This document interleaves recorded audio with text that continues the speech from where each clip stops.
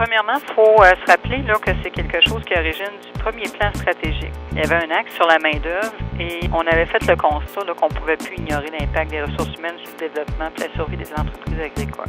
Dans cette première année-là, en tout cas, on avait fait l'exercice de réunir tout l'ensemble des intervenants agricoles et de valider la problématique de rareté de main-d'œuvre puis de roulement de personnel. Puis je peux vous dire là, que ça a été assez unanime. Là.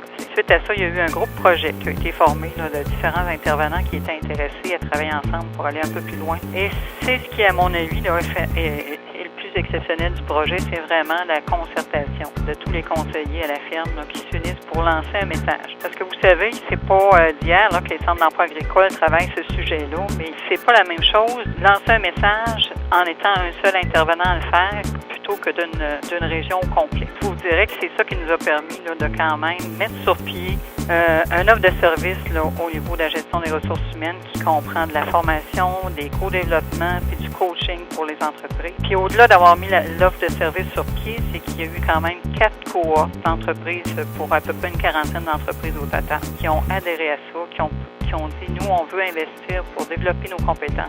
Fait que c'est quand même un succès qu'on n'aurait pas pensé atteindre au départ. Puis l'idée derrière ça, c'était oui, on veut former nos producteurs, mais on veut aussi continuer à sensibiliser tous les intervenants, à demeurer concertés autour du terme de la GRH.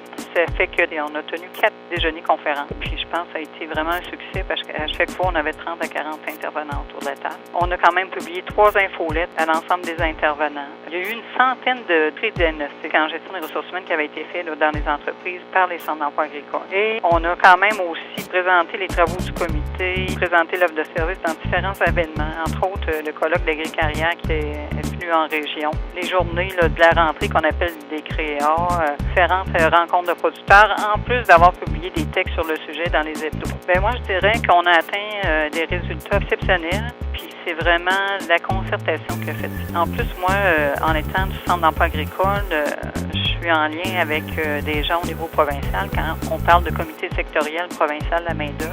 Et je peux vous dire qu'on est les seuls au niveau provincial à être concertés comme ça au niveau du sujet de la GRH. Et on est même cité en exemple. Ce qu'il faut mentionner, où on parle de changement de mentalité, de vision, puis on pense pas que l'objectif est atteint parce qu'on a fait 4 cohortes. Il faut vraiment continuer à travailler dans ce domaine-là, puis c'est un travail de longue haleine.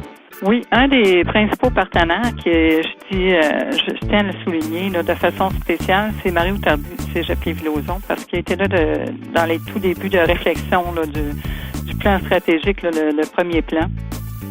Puis il faut vraiment souligner que c'est impliqué de façon exceptionnelle. Puis il y a aussi Emploi Québec, le réseau Agri-Conseil, les 3 centres d'emploi agricoles de Chaudière-Appalaches, bien sûr. Il y a le groupe Valacta qui ont délégué des représentants, la Banque Laurentienne, le MAPAC, le CREA, Financement agricole Canada, puis Répondant en formation agricole. C'est qu'on est vraiment fiers là, de cette concertation là, qui en passant, on voit vraiment pas à nulle part ailleurs dans la province. On est loin d'avoir terminé, mais en même temps, on est très enthousiaste avec qu'est-ce qui s'en vient parce qu'on est en train de regarder se donner un plan de travail là, pour la prochaine année puis les prochaines années. Et je vous dirais, là, sans trop dévoiler de choses, parce qu'il faut que ça soit entériné par le comité, là, on pense vraiment travailler au niveau des conseillers financiers, entre autres. Ce qu'on aimerait, c'est les outiller là, pour que les ressources humaines prennent la place, l'importance qui est nécessaire là, au niveau des plans d'affaires, par exemple, ou des prévisions budgétaires quand on a un projet de consolidation ou de développement à faire.